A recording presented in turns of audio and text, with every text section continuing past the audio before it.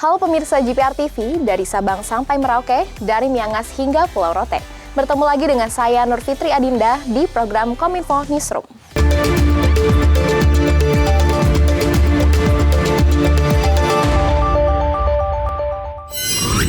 Pemirsa, dalam mendorong percepatan literasi digital masyarakat, pemerintah melalui Kementerian Komunikasi dan Informatika melakukan pendampingan penerapan Smart City.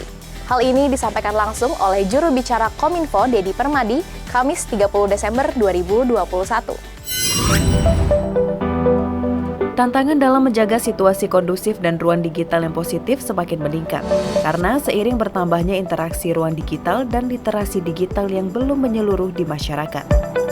Untuk itu, Kementerian Kominfo terus mendorong percepatan literasi digital masyarakat, pemutakhiran teknologi moderasi konten, dan pengawasan ruang digital. Untuk mendukung sistem pemerintahan berbasis elektronik, Kementerian Kominfo hingga saat ini telah melakukan pendampingan Smart City di 141 kabupaten kota dan juga mematangkan tahapan pra-pembangunan pusat data nasional. Di level tengah dengan pemutakhiran teknologi moderasi konten, dan ketiga di level hilir dengan mendukung aparat penegak hukum dalam memproses pelanggaran hukum di ruang digital. Yang keempat ingin saya sampaikan adalah tata kelola pemerintahan digital. Kominfo telah melakukan pendampingan terhadap 98 kabupaten kota sampai dengan akhir tahun 2020. Di tahun 2021 dilakukan tambahan sebanyak 48 kabupaten kota di kawasan pariwisata prioritas dan ibu kota negara baru yang mengikuti program gerakan menuju Smart City. Telah menyelesaikan Master Plan Kota Cerdas melalui pendampingan oleh Kementerian Kominfo. Dengan demikian, secara total Kementerian Kominfo telah melakukan pendampingan Smart City bagi 141 kabupaten kota di seluruh Indonesia.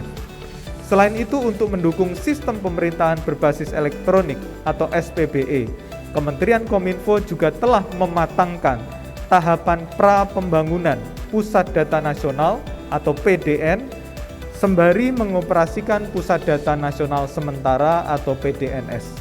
Saat ini PDNS telah memfasilitasi penyimpanan data bagi beberapa aplikasi untuk penanganan COVID seperti Peduli Lindungi, Silacak, Piker, dan juga Pusat Data Nasional ini dimanfaatkan untuk penyimpanan data 223 instansi pemerintah pusat dan daerah sampai akhir tahun 2021 ini. Di kesempatan lain, juru bicara Kominfo, Dedi Permadi, mengungkapkan pada tahun 2022 mendatang, Kominfo akan membuka pengembangan sumber daya digital sebagai upaya pemulihan ekonomi pasca pandemi. Berikut informasi selengkapnya.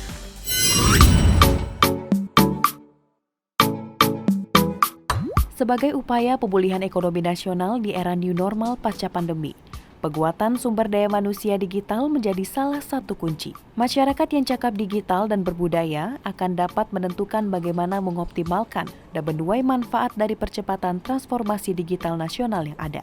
Dalam hal ini, Kementerian Kominfo mendukung program pengembangan atau SDM talenta di bidang digital yang terdiri dari 4 pilar, yakni kecakapan digital, etika digital, budaya digital, dan keamanan digital. Juru bicara Kementerian Kominfo, Dedi Permadi, mengatakan, setidaknya pada tahun 2021, program tersebut telah menjangkau 12,3 juta peserta.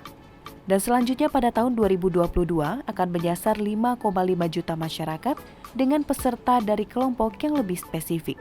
Pada tahun 2022, Gerakan Nasional Literasi Digital akan menyasar setidaknya 5,5 juta masyarakat terliterasi digital dengan peserta dari kelompok masyarakat yang lebih spesifik, sehingga target grupnya bisa lebih diidentifikasi dengan lebih baik.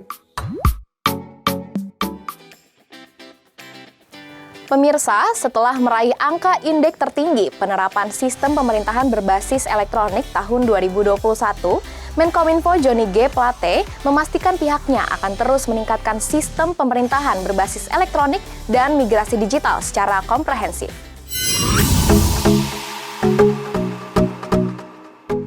Kementerian Komunikasi dan Informatika Republik Indonesia raih angka indeks tertinggi dalam penerapan sistem pemerintahan berbasis elektronik tahun 2021.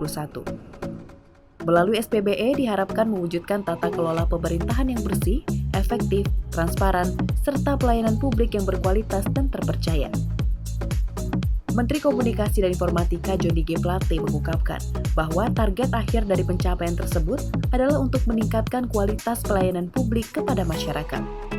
Kementerian Kominfo berusaha mencakup berbagai bidang secara komprehensif, salah satunya dalam pelaksanaan SPBE untuk mengembangkan pemerintahan digital.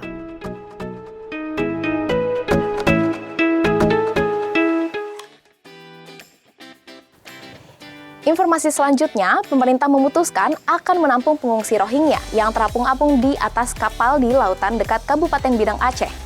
Hal ini secara tegas diungkapkan oleh Ketua Satgas Penanganan Pengungsi dari Luar Negeri Pusat, Deputi Bidang Koordinator Keamanan, Ketertiban, dan Masyarakat, Irjen Pol Armet Wijaya, dalam pernyataan pers melalui akun Kemenko Polhukam Rabu 29 Desember 2021.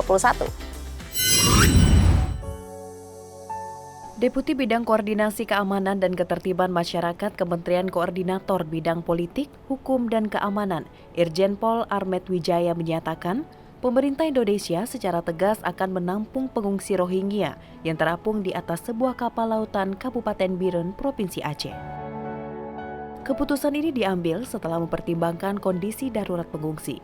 Menurutnya, penumpang kapal didominasi perempuan dan anak-anak. Nantinya pemerintah akan melakukan pemeriksaan kesehatan dan pendataan pengungsi sesuai dengan protokol kesehatan. Satgas Penanganan Pengungsi dari Luar Negeri, Kemenko Polhukam, akan melakukan koordinasi dengan pemerintah daerah, TNI, Polri, dan pemangku kepentingan terkait lainnya, agar pengungsi mendapatkan penampungan, logistik, dan akses kesehatan, dan lain-lain yang dibutuhkan.